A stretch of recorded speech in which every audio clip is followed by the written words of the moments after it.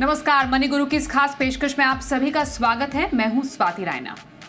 Share बाजार investors को fraud से बचाने के लिए सेबी ने एक नया यूपीआई पेमेंट सिस्टम लॉन्च किया है, जिससे ब्रोकर्स, म्यूचुअल फंड जैसी रजिस्टर्ड कंपनियां वेरीफाइड हैंडल के जरिए आसानी से निवेशकों से लेन देन कर सकेंगे। फाइनेंशियल फ्रॉड के बढ़ते मामलों के बाद सेबी ने अहम कदम उठाए, जिसकी शुरुआत 1 अक्टूबर से होगी। साथ ही यूपीआई पेमेंट की प्रामाणिकता जांचने के लिए सेबी चेक टूल भी जल्द ही लॉन्च होगा। इसी पर आज हम करने वाले हैं खास चर्चा। साइबर धोखाधड़ी के बारे में बात करेंगे, फाइनेंशियल फ्रॉड से कैसे बच सकते हैं, इस पर रहने वाली है खास चर्चा। हमारे साथ 2 खास एक्सपर्ट्स हैं, उनका स्वागत करते हैं। मोहित गांग, सीईओ मनी फ्रंट, और दक्ष नाकरा हमारे साथ हैं, साइबर एक्सपर्ट साइबल से। मोहित और दक्ष दोनों का बहुत स्वागत करते हैं मनी गुरु में आज हमारे साथ इस शो में शामिल होने के लिए। सबसे पहले इंपॉर्टेंट है साइबर फ्रॉड, डिजिटल धोखे, फाइनेंशियली लोगों को ठगना, ये काफ़ी ज़्यादा अब आम हो गया है और पिछले कुछ सालों में हमने इसके जो गति है वो ज़्यादा बढ़ती हुई देखी है। सेबी ने भी माना कि ये जो पूरा सिस्टम है, फाइनेंशियल सिस्टम है, वो कहीं ना कहीं इस लूपहोल का शिकार भी हुआ है। सबसे पहले जो हम बात करें यहाँ पर, जो सेबी ने कहा अभी कल ही कहा कि जो ये बढ़ते फाइनेंशियल फ्रॉड के मामले थे उसको चेक एंड बैलेंस लाना ज़रूरी है, इसलिए एक यूपीआई, एक वैलिड यूपीआई पेमेंट सिस्टम का उन्होंने उसे लॉन्च किया है। मोहित, सबसे पहले आपसे जानना चाहते हैं, ये साइबर सुरक्षा का नया टूल क्या है और इसके मायने क्या है? जी, बहुत बहुत धन्यवाद स्वाति।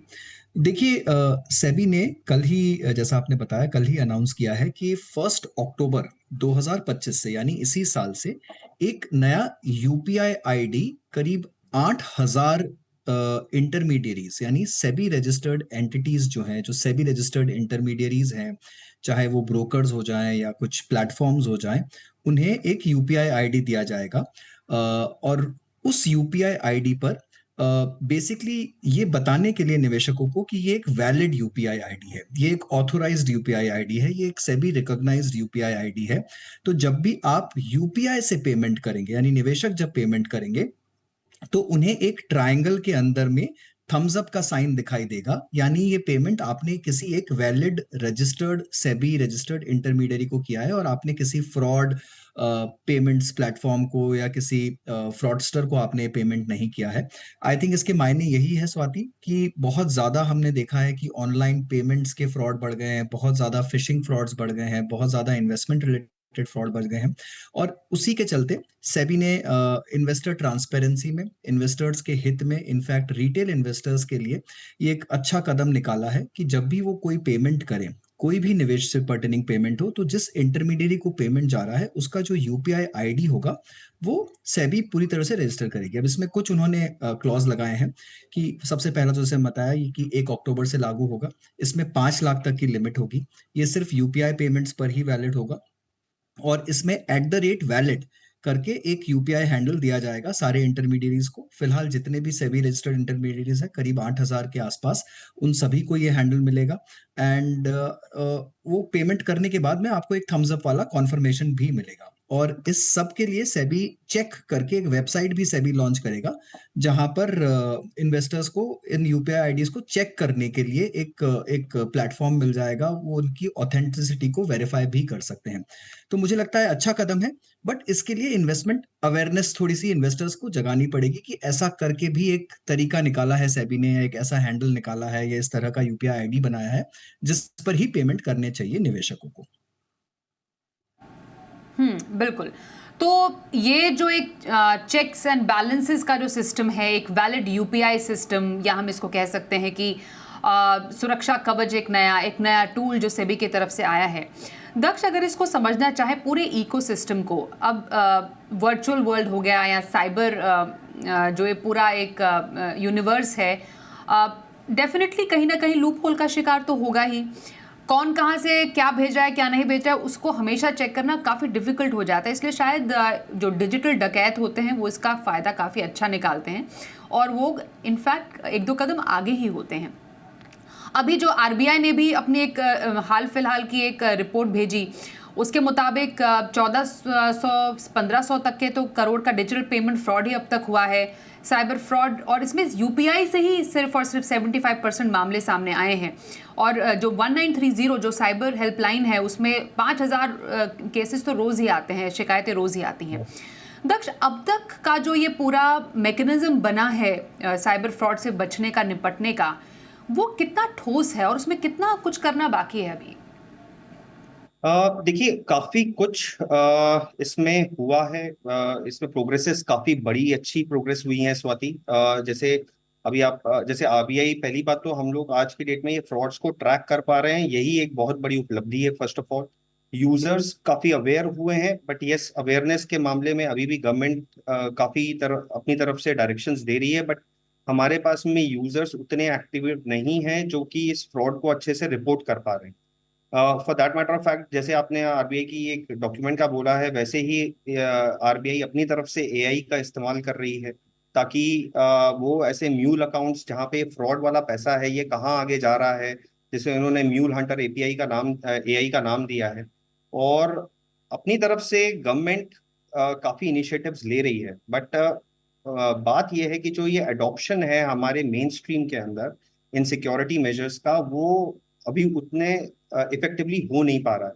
या हमारा जो अभी भी हमारा जो रिपोर्टिंग मैकेनिज्म है, प्लस रिपोर्टिंग मैकेनिज्म से हमारा जो प्रोसीजर है for identification of the real fraudsters and stopping them, that is something where the work really needs to be done. अभी इसमें काफी काम की जरूरत है।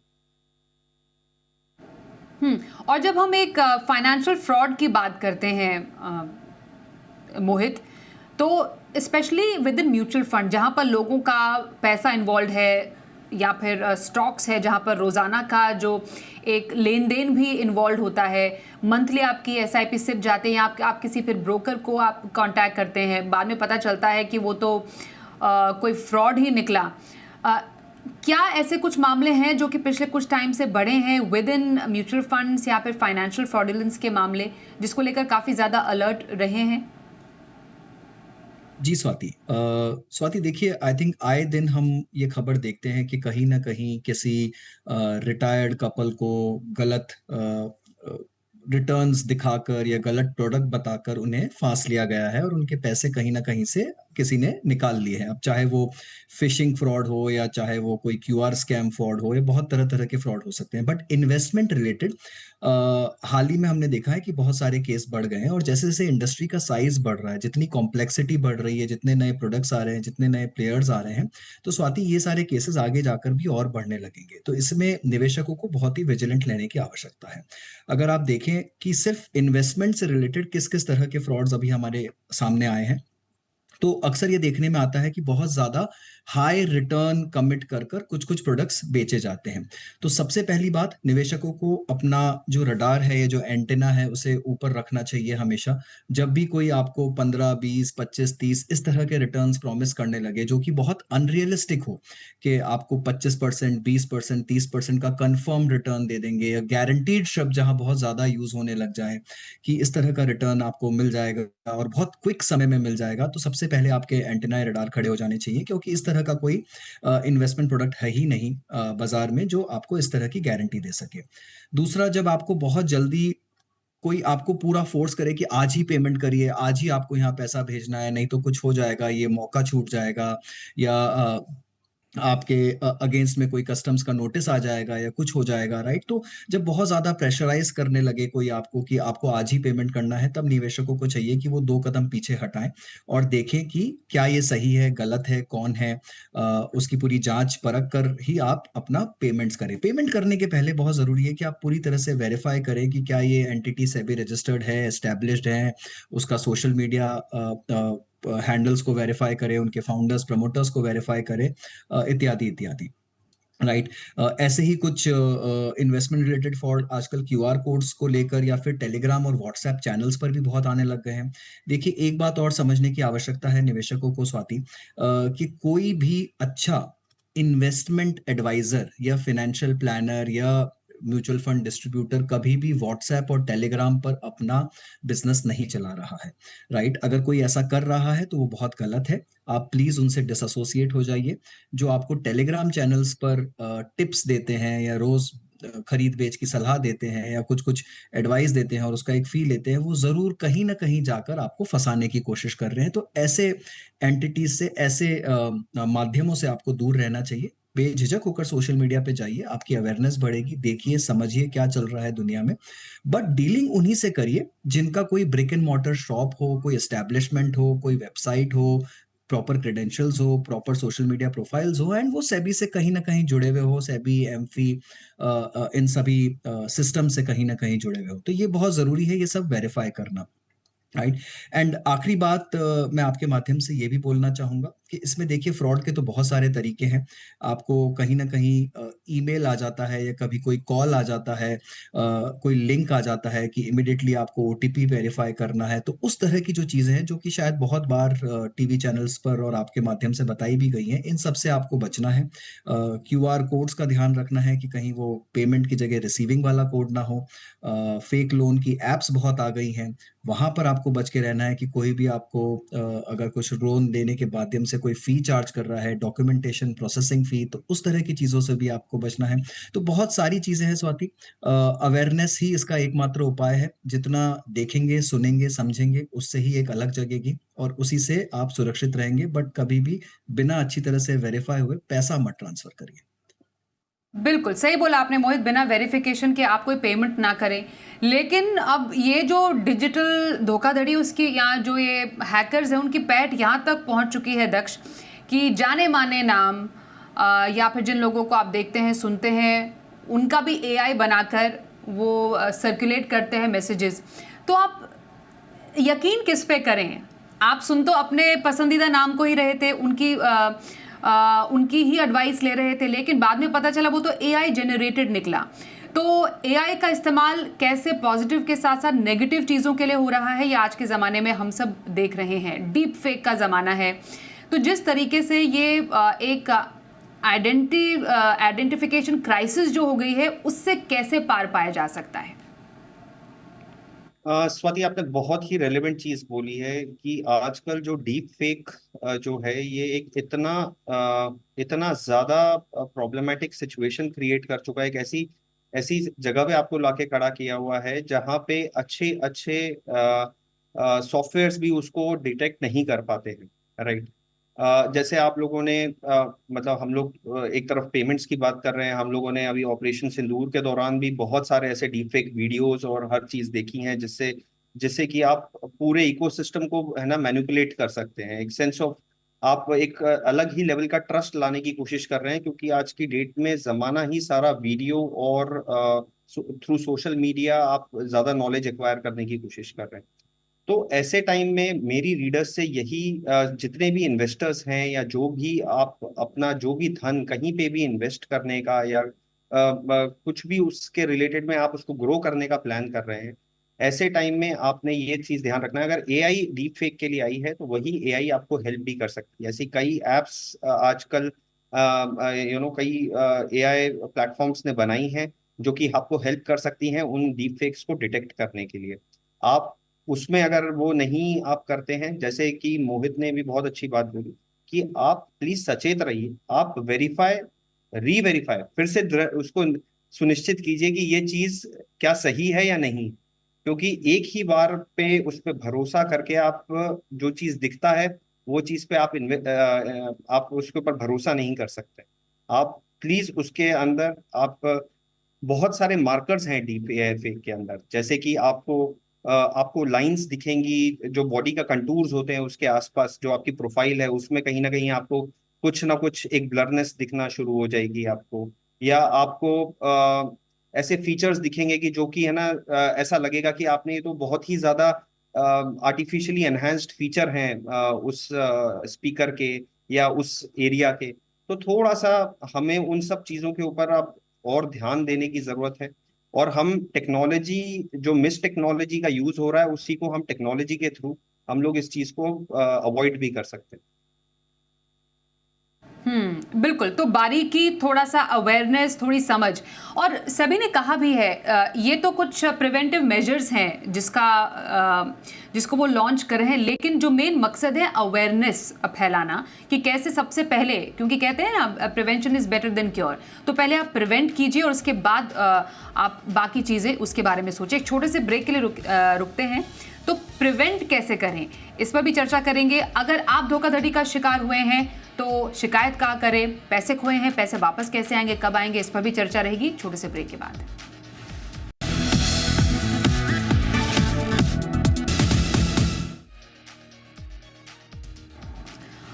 आपके साथ भी अगर साइबर फ्रॉड हुआ है तो क्या करें, कैसे शिकायत करें, कैसे मिलेगा पैसा, इस पर बात करने वाले हैं हम अब।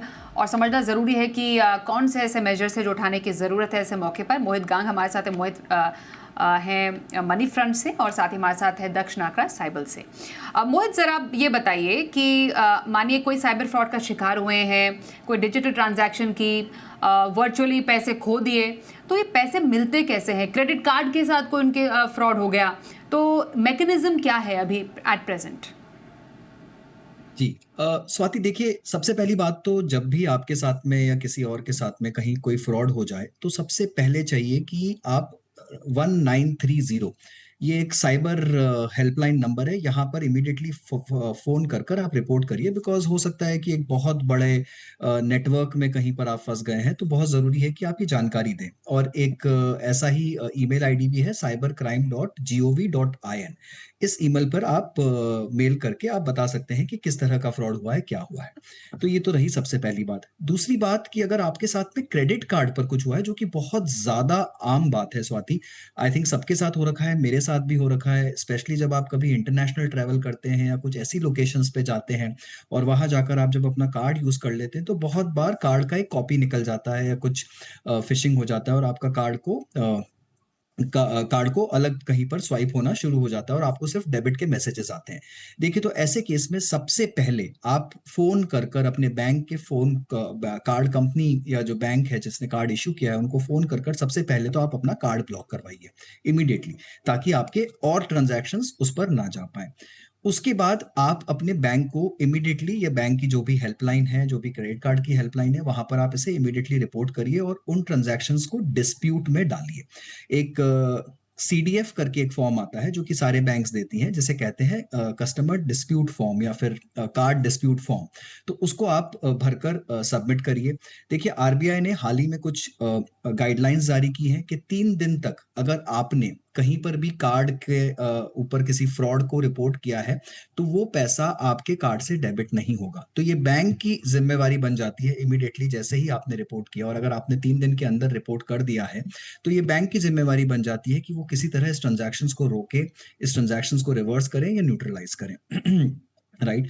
दूसरी बात कि 3 दिन तक अगर मान लीजिए आप नहीं कर पाते हैं किसी कारण से, आपको समझ में नहीं आता, आपको पता नहीं चल पाया या कुछ भी कारण हो सकता है, तो 7 दिन तक भी अगर आप इसे रिपोर्ट करेंगे, तो भी इसके कुछ अलग नियम होते हैं। बट यहाँ पर भी आपकी सुनवाई होगी, पूरी तरह से जाँच होगी और पूरी तरह से आप उम्मीद है कि आपको कहीं न कहीं आपका पैसा वापस मिल सकता है। इसमें कुछ ट्रांज़ैक्शनल लिमिट्स हैं, जो लिमिट्स बैंक्स ने तय कर रखी हैं, सेंट्रल बैंक ने तय कर रही है, उसके अंतर्गत ही इसके अंदर में कार्यवाही होती है, राइट? बट कार्ड को ब्लॉक करना, उसे रिपोर्ट करना, ये सबसे अहम कदम है। अगर आपने ये नहीं किया तो फिर इसके आगे जाना बहुत मुश्किल होगा। तो जैसे ही आपको कभी भी किसी तरह का फ्रॉड का पता लगता है, तो ये आपको रिपोर्ट करना चाहिए और इसका निपटारा जो है स्वाति, वो 90 दिन के अंदर होना ही चाहिए।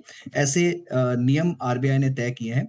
तो आप ये मान के चलिए कि 90 दिन के अंदर में इस पूरे जो मामला है, जहाँ आपके पैसे गलती से निकल गए हैं या फ्रॉड के द्वारा निकल गए हैं, तो उसका सुलटारा होगा ही होगा। और मान लीजिए अगर आप बैंक की कार्यवाही से खुश नहीं हैं, तो आप इसको आरबीआई ओम्बड्समैन में रिपोर्ट भी कर सकते हैं। आरबीआई ओम्बड्समैन का ईमेल आईडी, फ़ोन नंबर आपको आसानी से मिल जाएँगे आरबीआई की वेबसाइट पे, तो वहाँ ले जाकर आप अपनी शिकायत को आगे भी बढ़ा सकते हैं। बट मुझे लगता है कि आजकल ये सारा मैकेनिज़्म बहुत ही आसान और सुलभ हो गया है। बस आपको सिर्फ़ अवेयर रहने की ज़रूरत है। गलती कहीं भी हो सकती है और आपके साथ, मेरे साथ, किसी के साथ भी फ्रॉड हो सकता है। बट अगर आप उसे टाइमली रिपोर्ट करेंगे, तो डेफ़िनिटली आपका पैसा बच जाएगा।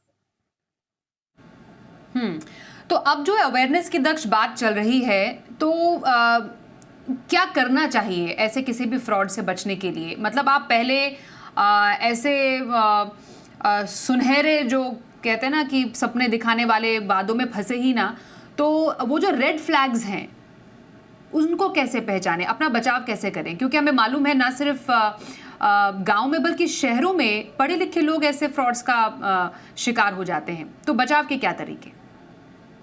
जी, तो जैसे मोहित ने कहा, पहली बात तो बहुत इम्पोर्टेंट, मैं आपके चैनल के माध्यम से सबको ये बताना चाहूंगा कि पहली बात, देयर इज कोई शॉर्टकट नहीं है पैसा कमाने के लिए या इन्वेस्टमेंट करने के लिए या ओवरनाइट ग्रोथ के लिए।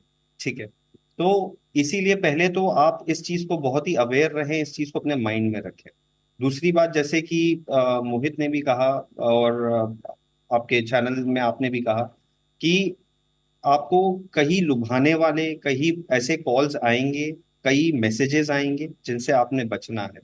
प्लस आप कई बार ये चीजें इंटरनेट पे जाके सर्च कर रहे होते हैं, तो सर्च जब आप कर रहे हैं, आपके जो सर्च रिजल्ट्स आ रहे हैं उसमें आपको शुरू में काफी ज्यादा स्पॉन्सर्ड मैसेजेस दिखेंगे या स्पॉन्सर्ड वेबसाइट्स दिखेंगी, या आपको जो वेबसाइट्स दिख रही हैं, पहली बात तो आप उसको समझें कि आप जो इस वेबसाइट पे या जिस भी प्लेटफॉर्म पे जा रहे हैं वो प्लेटफॉर्म एक करेक्ट प्लेटफॉर्म है या नहीं। क्योंकि आजकल हैकर्स, साइबर क्रिमिनल्स इतने अच्छे और इतने रियल लगने वाले अपने वेबसाइट्स को क्रिएट करते हैं जिससे कि एक अच्छे यूजर वहां पे अपनी जा जाके अपनी इंफॉर्मेशन पूरी वहां पे दे देते हैं, जिसके बेसिस पे उनके ऊपर सोशल इंजीनियरिंग अटैक शुरू हो जाते हैं।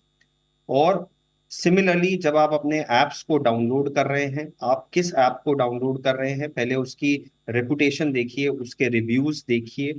उसमें अगर आप जब भी एक ऐप को डाउनलोड करने से पहले जब उसको नीचे आप एरो को क्लिक करेंगे तो आपको उसके बारे में पूरा, उसके डेवलपर, वो किसने बनाई हुई है, वो ट्रस्टेड ऐप है या नहीं है। जैसे कि अगर आप एप्पल का फोन यूज कर रहे हैं तो उसमें एप्पल ट्रस्टेड ऐप है, गूगल का यूज कर रहे हैं तो एंड्रॉइड ट्रस्टेड ऐप है। तो ऐसी चीजें आपको कई उसके अंदर दिखेंगी जो कि आपके लिए इंडिकेटर्स हैं कि आप ये चीज को ही देख के उसी उनको राइट जगहों पे ओपन करें। दूसरी बात, अनदर इम्पॉर्टेंट बात ये है कि आप हर जगह पे अपना मोबाइल नंबर ना दें, आप हर जगह पे अपनी ईमेल आईडीज को ना लोगों के साथ साझा करें या बिजनेसेस के साथ साझा करें। हर जगह पे आप अपने आधार कार्ड, अपने आइडेंटिटी डॉक्यूमेंट्स को ना साझा करें, क्योंकि साइबर क्रिमिनल्स के लिए ये चीज चुराना बहुत आसान है। उसके बाद चुराने के बाद उनको बेचना, अंडरग्राउंड फोरम्स पे, डार्क वेब पे बेचना बहुत आसान है, जहां से ये फ्रॉडस्टर्स जनरली ये चीजें गेन करेंगे। और ये गेन करने के बाद में आपको पूरा प्रोफाइल करेंगे। कई केसेस के अंदर अगर वो प्रोफाइल नहीं भी कर पाते हैं, एक मास हैकिंग अटेम्प्ट करते हैं जैसे कि एसएमएस के थ्रू, तो वो बहुत आसानी से कर पाते हैं, क्योंकि उनके पास में एक लेजिट डेटा अवेलेबल होता है जिसके थ्रू वो लोग आपकी तरफ टारगेट कर पाते हैं। तो सिमिलरली जब आपके पास में, आप आज की डेट में सबसे ज्यादा जो कम्युनिकेशन का माध्यम व्हाट्सएप है, टेलीग्राम है, कई लोग सिग्नल्स भी यूज करने लगे हैं।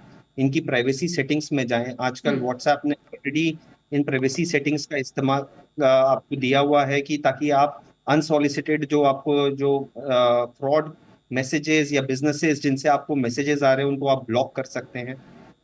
आपके पास में इसके अलावा आपके आधार है, जिसको आधार का आप अपने बायोमेट्रिक लॉक लगा के रखिए, ताकि आपका आधार कहीं पे गलत तरीके से या किसी फ्रॉड केवाईसी में ना यूज हो। तो ऐसी काफी सारी चीजें हैं की वजह से मैं इसको थोड़ा शॉर्ट रख रहा हूँ, बट ऐसी ऑनलाइन रिसोर्सेज अवेलेबल है जो कि आपको के साथ फ्रॉड होने से आपको बचा सकते हैं। और अब तो सारे ट्रांजैक्शन ऑनलाइन होते हैं, आपका फोन आपके हाथ में, एक क्लिक से आपके पैसे कहीं पर भी जा सकते हैं। तो वो पैसे भेजने से पहले ये जरूर देखिए कि वो पैसे आप भेज कहाँ रहे हैं, किसे भेज रहे हैं, डबल चेक कीजिए, ट्रिपल चेक कीजिए, उसके बाद ही किसी तरीके का कोई ट्रांजैक्शन कीजिए। बहुत धन्यवाद हम करेंगे मोहित आपका और साथ ही दक्ष आपका भी हमारे साथ आज के इस खास शो में शामिल होने के लिए। एक ब्रेक का भी वक्त हो गया है। मनी गुरु में बस इतना ही। देखते रहिए जी बिजनेस।